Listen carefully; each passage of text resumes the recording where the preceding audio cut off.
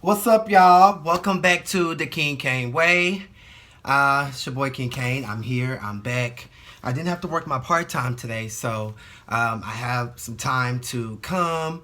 I want to talk to you guys about my LA trip, and then just a couple of topics that I just need to, I have to speak on, but we're going to start with the LA trip, and then we'll get into those topics. As I move on, I just really have to address just this one thing. If King Cain isn't your cup of tea, if you don't see it from me, you don't like what I have to say, these are my opinions. This is my channel. You don't have to watch. You don't have to subscribe, even though I know you will be watching. But these are just my opinions, and there's no need to do too much and leave your negative hater comments, like under my video. That's weird. And it's crazy that this is my second video and I already have to address this. So, everybody know King Cain's slogan. If you don't like me or fuck with me, I genuinely don't care. But don't come on my channel leaving your disrespectful comments, okay? Because I don't know you bitches. Alright, so I'm going to move on. LA. So you guys all know I was in LA this past weekend. Well, if you didn't know, now you know. So, Friday, I get to the airport.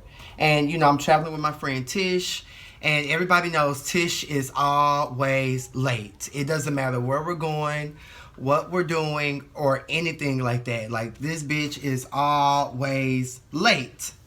So the whole time, because I think our flight was supposed to leave Friday evening. I can't remember the time. But I'm calling Tish, I'm blowing her up, and she's like, I'm on my way, I'm coming, I'm almost there with the woo-woo. Mind you, I'm waiting on her to arrive so I can ride to the airport with her because I just don't want to leave my car and pay for that and do all that. So we were just going to go in her car and have her man drop us off.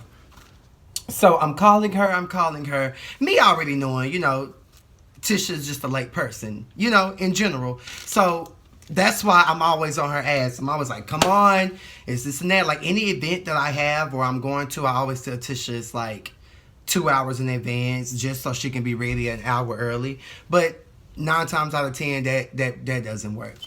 So we get to the airport, we go to our terminal, and it's time to print our boarding passes. We get this red sign that's basically like, oh, it's too late. Turn your asses around, and go to the little workers, the people that are behind the desk or whatever. So we go up there, we're like, hey, we just tried to print our boarding pass. What's going on? Can we or can we not load? This bitch tells us that flight, the doors are closed. You guys have pretty much missed your flight. So there's really nothing we can do. Tisha drops her bags and has this whole little moment like, oh my God. Me, in my head the whole time, I'm just like, bitch, I told you. You can be late to anything and everything, but on an airplane, public transportation, they will leave you. And we got left. And I kept telling her, like, I was livid, but at the end of the day, it was Tisha's birthday as well. So I was just kind of like chilling, like not doing too much. But bitch, I told you. Then we had to end up paying an extra $100 just to get on the next flight the next morning. So I actually didn't make it to LA until Saturday. And I ended up missing a photo shoot that I had planned on Friday evening. And I was just so, like, annoyed with that. But, it is what it is. So we got there Saturday or whatever and got to the room. And, freshened up, got lit, got drunk. Did what we had to do just to, get ourselves in the mood. We had missed the first day. It's a new day. Luckily, we got there at like 9 a.m. So that was like perfect. Go to the room. Let's get ourselves together to go turn up. Yes, I take notes so I don't want to miss any fucking thing from this trip. Any fucking thing. So yeah, so we got there Saturday. Um, and first thing we do is we go to Roscoe's. Now, keep in mind that I've heard from people who are from LA and people who travel from LA that like Roscoe's is like the place to go. So I was like, okay, I want to go somewhere, you know, that's like in the city, is known, and you know, it's been known that they have like this awesome fried chicken. So, you know, I'm looking them up, I'm calling around, and I actually go to the one on Gower Street, or it might be Gower, Gower, in Hollywood. And I called a couple of them around, and a lot of them were kind of like stale, kind of like dry. But the one on Gower Street, the lady just had so much energy. She's like, yeah, like, come on through. You know, we're here, we're feeding you. Yada, yada, yada, come on down. And I was like, okay, yeah, this sounds like the one that we need to be at. Because my other homegirl, Kenitra, her cousin lives in Cali, and she had told us that we should go to another one on Pico.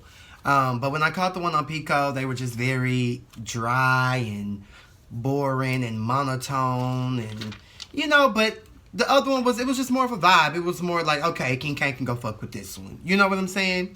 So I get to Roscoe's. I get the number 9, which is the Obama special. It's called the Obama special. It's the number 9 on the menu.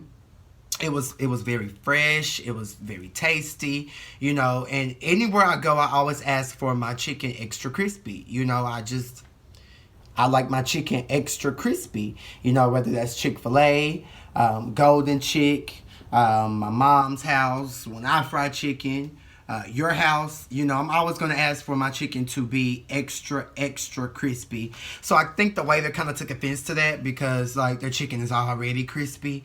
But when he brought the plate out, it was beautiful. It came with a waffle, some butter, syrup, and 3 wings. And the wings were so delectable and so juicy and just so damn good. You know what I'm saying? And I truly enjoyed it. It was great. And so I got super, super full. Keep in mind, I'm stoned out of my mind because we had went to the dispensary prior. But I'm going to get on that dispensary story because that was a whole different vibe by itself. You know what I'm saying? So we leave Roscoe's and that night after Roscoe's we head to Melrose. Oh my fucking God. Just the energy of the street itself, the people, the shops. I left LA very, very, very, very, very inspired. I went into like the local little people who had their boutiques, and I just saw, you know, their aesthetic, and it was making me think of my aesthetic, and it just really opened my eyes up to some bigger shit. You know, I'm a small town dude from Tyler, Texas, East Texas. I'll be in Dallas 2 years in June. You know, so going to LA and seeing Melrose and experiencing that was a lot for me, and it was definitely motivating. I actually met this Asian lady. I don't want to put the name of her shop out there, but I had on one of my original King Cain pieces, and she was just so in love with it. She's like, "Who made that? What do you do? Who are you?" And we were just talking. I gave her a business card. I gave her my email. And I left there possibly being able to have, you know, a King Cain collection inside of her store. So, you know, that was maybe one of the highlights of my trip.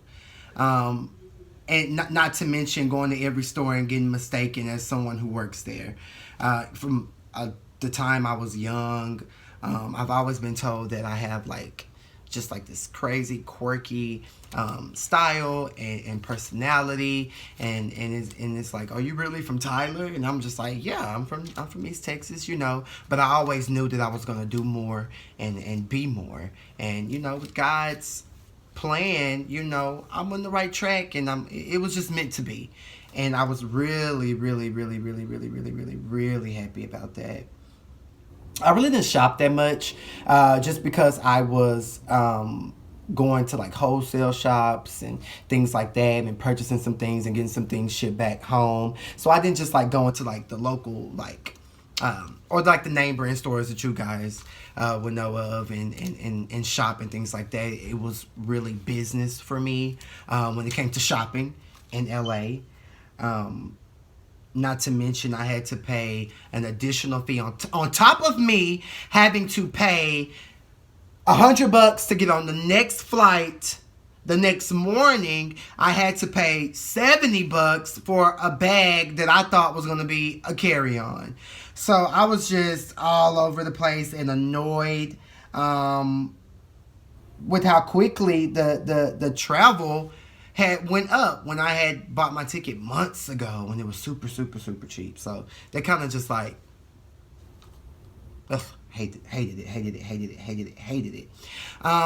But back to the inspiration, I want to talk a little more about that. The energy of the owners, it was like they were happy to be there.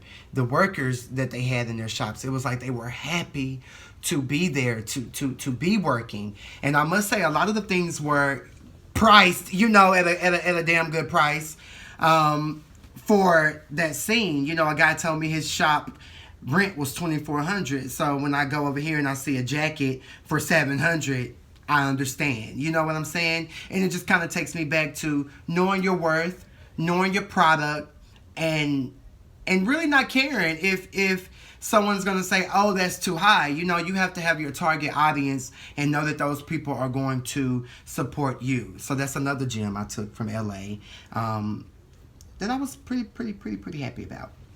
Let's talk about the club scene. So we went to Club Murano in Hollywood. No cover. It was everything. It was everything.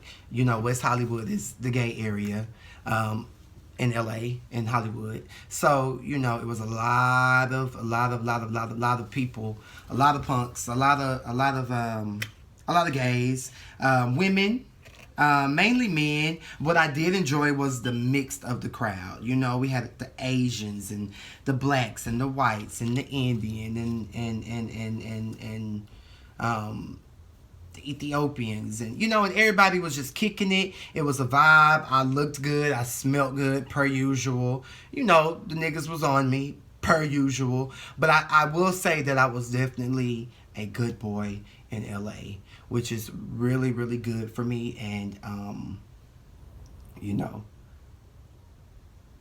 says a lot to myself about, you know, some things that I can do and where I'm trying to go. So I was just super, super happy that I didn't have any one-night stands or anything like that. But I will say that the dudes were beautiful. And I could have, but, you know, I'm just on some other shit right now. So, yeah.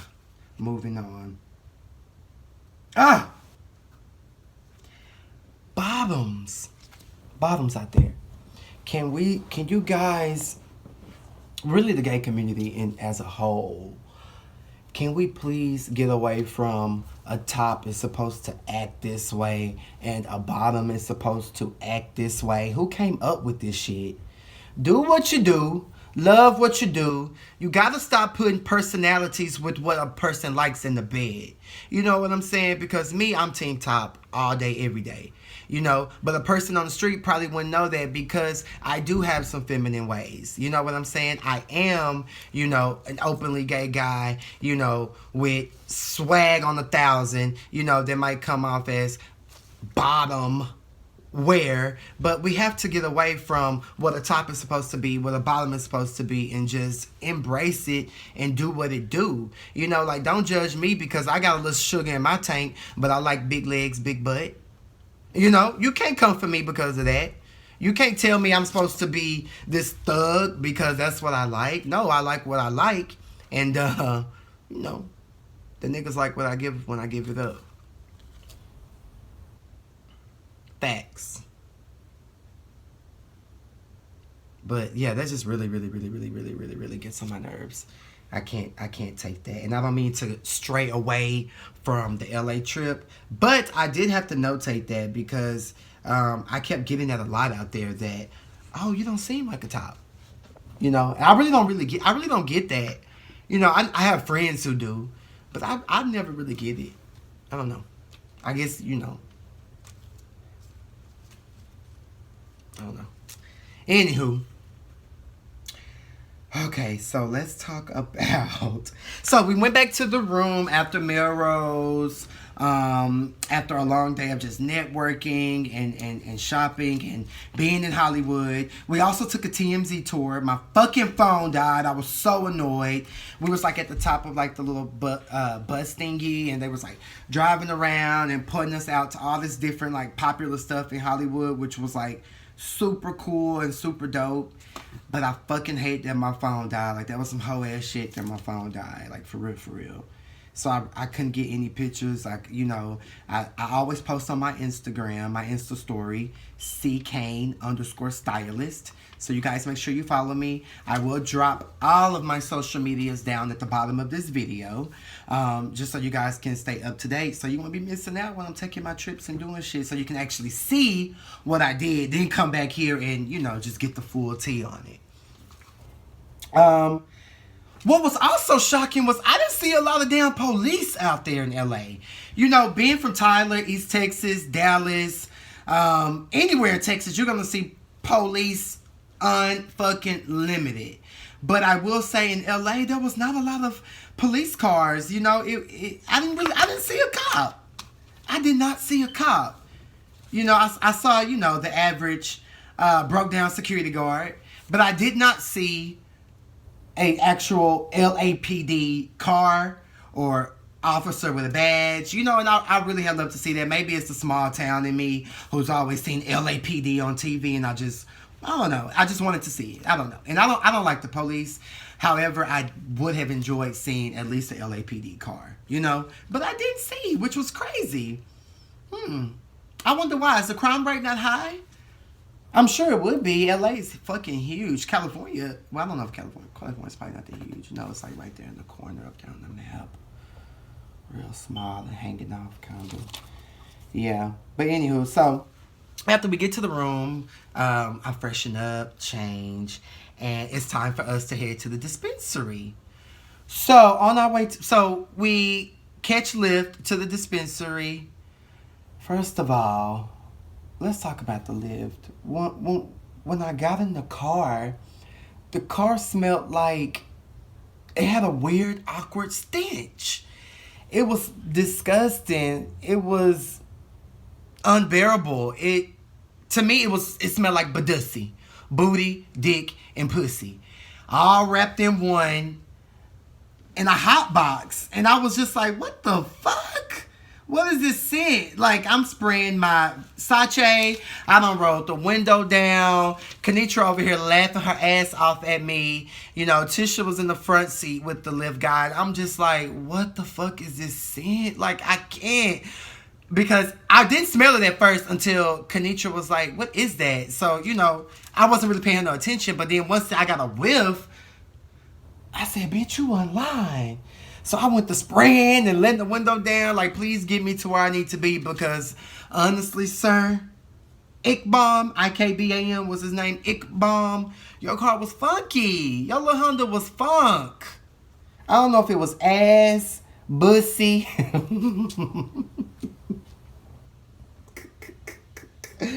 I don't know. Ickbomb, you need to clean your puss, bitch. Damn. I can't.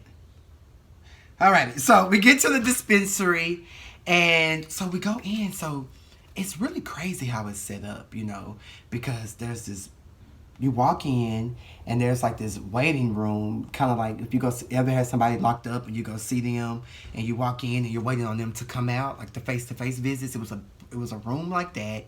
So we're just sitting there or whatever, and so we go up there and we're like, hey, you know, we're from Texas, we're visiting, you know, and we want some of that kush, we want some of that gas, we want what y'all got.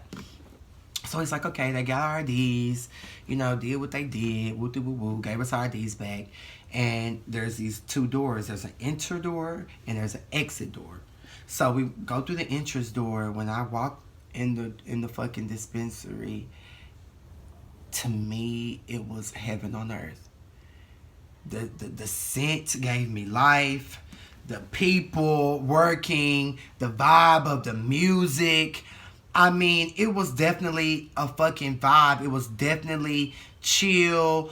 People doing them, buying their kush, selling their kush, and living their best life. So we ended up getting, I think, some sour diesel and some other type of kush. I bought so many packs of edibles and brought so many back, which I'm so happy about. Do I have my edibles? Let me get my edibles. One moment.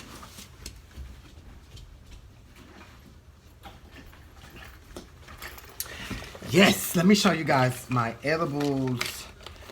Where are they? So this is Plus. They're like little chewies. Will have you on your motherfucking ass, bitch. On my life. Then we got these right here. Blueberry, and this is pink lemonade. And then I have a pack of, like, they kind of look like, you know those white chocolate covered or yogurt covered raisins? It was like crushed up Cap'n Crunch, the flavor kind. And then it was covered in white chocolate. And it had like caramel drizzle on it. I ate all them hoes like that weekend. I can't even speak right thinking about them. Like, they were sickening. I enjoyed it. And then obviously they had like buy a gram, you know, get a gram of shake free. They had some really good sales. So, you know, the fact that weed is legal there gave me my entire life. And the fact that I could walk down the street and blow my L without having to look over my shoulder was everything. Aside from the fashion and networking, I can definitely say the trip to the dispensary was everything. From the price, from the vibe. I like how they even had it like where it's kind of like you're sitting there waiting to go in, but once you get to go in, it's like a whole new world, you know? And I like that because you don't want everybody seeing what you got and what's going on. You know, it was kind of exclusive, and I really enjoyed that. I really enjoy that. Another place I went, it was called Sal's. I can't remember the address, but I think it's Salvatores or something like that is the full name. But, you know, the people just call it Sal's. They had these bottomless mimosas that really had me lit. Like, I had like 5, but I was low-key feeling it like by the second and a half one. I was kind of like tipsy. But, you know, when on vacation, you do what it do. You feel me? So that was that. The food, not so much. I can say I didn't really. The Mexican food was everything. Like on the corners, on the streets, like the corn, the homemade tacos and empanadas and things like that. Those were all bomb. But just like regular restaurant food, it just didn't look appeasing to me. But like I said, Roscoe's was everything to me. Roscoe's was sickening.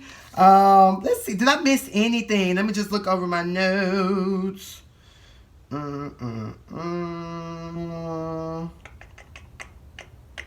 Oh, the Fashion District. I also went downtown to the LA Fashion District, handed out some business cards, made a few contacts, you know, met some photographers and some people that I'll definitely be working with in my future when I go back down there. And I just think it was like a meant to be thing. I was in the right place at the right time, and to just really make some connections that I was like kind of nervous about, not knowing if I would make. But, you know, it was pretty good. All in all, it was a fabulous trip. LA was dope. However, Atlanta still has my heart. I'm still moving to Atlanta. I love Atlanta. So, yeah, that's that. So, moving on from the LA trip, y'all. Let me eat me an edible real quick, because maybe that'll help me get through this next story that has really just got me annoyed. Like, I'm annoyed. And I'm sure y'all, people who follow me on Instagram and Facebook, y'all have been seeing my irritation with Jussie fucking Smollett. Smollett. However you say it. Love his sister from Eve's Bayou, Journey. Love her. Big lips. Gorgeous. Beautiful, beautiful, beautiful. Jussie. I don't believe him. To me, he's a liar. Or I just don't see it for him. You know? Super cute guy. He's not my type. Super cute guy. Super talented. But what I don't understand is why, Jussie, why would you say that it was, first off, why would you say it was two white men with red MAGA hats? I think he said they threw bleach on him, beat him up, said, hey, you're that faggot empire nigger. Did I say throw bleach? And just bruised his ribs or something like that. But it took 2 hours for you guys to call the police. You asked the policeman to turn off his body cam. You didn't want to give up your phone. Come to find out, it's these two swole, fine Nigerian gods who, might I add you, are extras on the show. You know, there's pictures of them and Lee Daniels, you know, and, you know, together on set. So, Jussie, you probably knew him. And you're a liar. You're lying. Because now it's coming out that you paid them. And this is my whole thing. If you was going to have a threesome, have a jack connection, or anything, that's your business. Do you. Get fucked. Fuck. Live your best life. However, if them niggas robbed you or beat your ass or did anything of the sort after they long dicked you, just tell the truth. Because if me looking at it, if it was me, I would be like, well, shit, I was meeting up with these two dudes. We was gonna get it popping. Them niggas done robbed me and whooped my ass. Please go find them. Here's my phone. But see, you're not a real bitch. Because if you were and this shit was true, you wouldn't have took 2 hours to call the police, and you wouldn't have asked them to turn off their body cam. You would have gave your phone. I just don't understand how you got these two fine, swole Nigerian gods confused with MAGA, white, racist men at 2 a.m. in Chicago. And word on the street is it's been freezing in Chicago. The people are not really out like that. You know, allegedly there's street lockdowns, snow, icicles, etc., etc. So, what were you doing out at 2 a.m. with your type of... People know who you are. You know, your type of stature in this game. You know, and you're out at 2 a.m. alone and you just get attacked out of the blue. I don't see Jussie being a threat to anyone in the real world. I don't see him being a threat to the world. So, I don't see why anyone would have to attack him out of everybody. And if he's lying, which I'm damn sure he is, Jussie, you're making this so hard for the next LGBTQIABCDEFG person who gets beat up or discriminated against, or even the next black person that gets racially profiled or anything. You're going to make it hard for anybody to want to believe or try to believe, because to me, my opinion, the Cain way, what I think, you conspired this whole thing. And I don't know. It maybe Empire's views are going down. I don't know. I haven't watched it since Raven made her debut on season 1 or 2. So I don't really know what's going on with the season or the show. I don't really care. You know, I'm Team Star. You know what I'm saying? I love me some Ryan Destiny, but I'm not gonna get off into that right now. But you're a liar, my nigga. Like, keep it 100. Say what it is. And now they done arrested him. Now they done arrested you for filing a false police report. Now you in jail. That could be a felony. Listen, all you queers.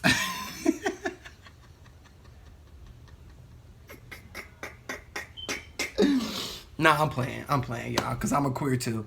But for real, we have to stick together. And Justin, you're making this hard on the LGBT community. Like for real, bro. Like, How's anybody going to believe us now? You know what I'm saying? Like, this is just too much. Like, I don't understand how you could go from 2 white men to it being 2 small Nigerian men who are on your show. And they saying that you done paid them. Who, keep in mind, the men are cooperating. There's been evidence, video footage of them coming into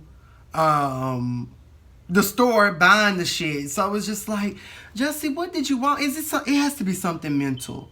You know what I'm saying? Because I know liars, and most of the liars I know, I truly believe in my heart there is something mentally wrong and something that's mentally not right. So, you know, I hope that Jussie gets the help that he needs, because to me, this is not cute, Jussie. You look fucking ridiculous. And I would eat all this shit up if it comes out that he did tell the truth, but I just don't see that happening. You don't went and told all these lies. You got people really out here rooting. I was rooting for you. We were all rooting for you. Oh my God, Jussie. Boy, you got me crying. But anywho, that's my cap on my LA trip.